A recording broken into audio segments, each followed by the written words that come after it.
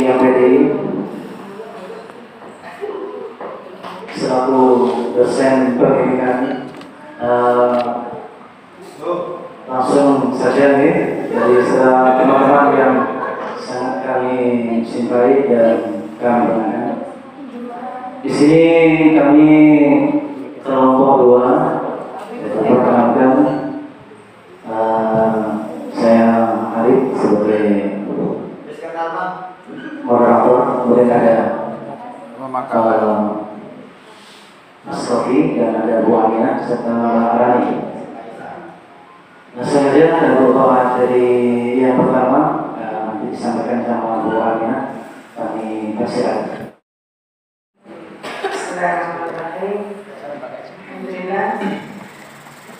Alhamdulillah, salatu wassalamu ala asyrofil anbiya'i wal mursalin sayyidina wa maulana Muhammadin wa ala alihi wa sahbihi ajma'in.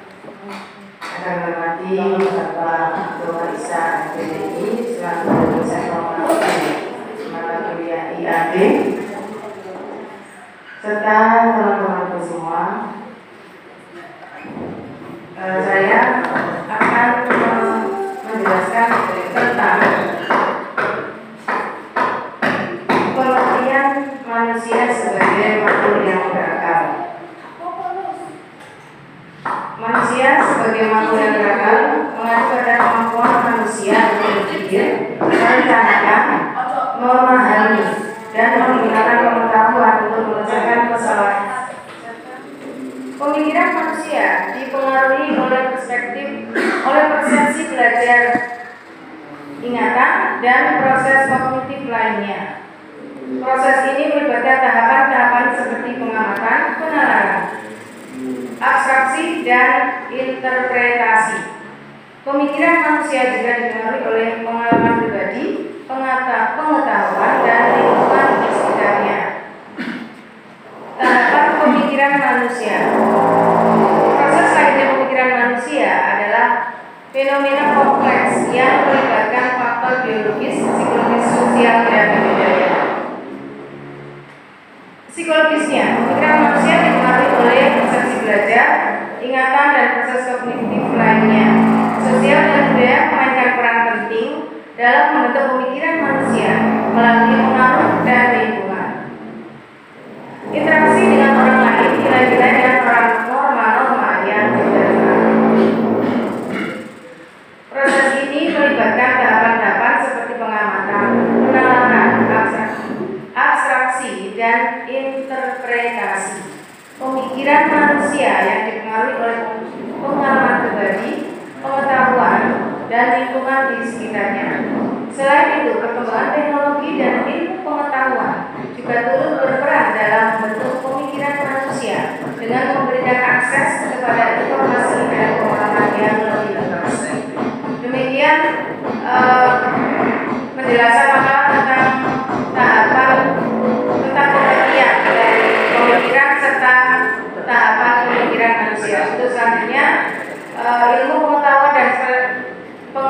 pengetahuan perspektif Islam akan disampaikan. Pendekatan tauhid.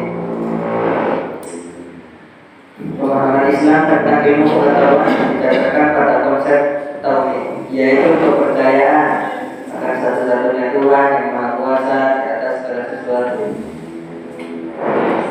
Kedua, Al-Quran dan Hadis. Al-Quran dan Hadis memberikan arahan tentang pentingnya pengetahuan dan penelitian. Al-Quran mengajak manusia untuk melakukan tanda-tanda kebesaran Allah. Hadis juga menekankan pentingnya ilmu pengetahuan dan menempatkan sebagai kewajiban bagi setiap muslim. Yang ketiga, ilmu agama dan dunia. Dalam Islam terdapat perbedaan antara ilmu agama, ilmu syar'i, ilmu akli. Namun kedua jenis ilmu ini dianggap penting dan saling melengkapi. Ilmu agama membimbing manusia dalam menjalani kehidupan spiritual dan moral, sementara ilmu dunia membantu dalam memahami dan mengelola dunia secara lebih efektif. Yang keempat, hikmah dan kebenaran. Ilmu pengetahuan dianggap sebagai pencarian hikmah dan kebenaran. setiap penemuan dan pengetahuan baru dianggap sebagai upaya untuk mendekati pemahaman yang lebih baik tentang ciptaan Allah. Kelima, etika dan tanggung jawab. Ilmu pengetahuan dalam Islam harus diperoleh dan digunakan dengan etika dan tanggung jawab.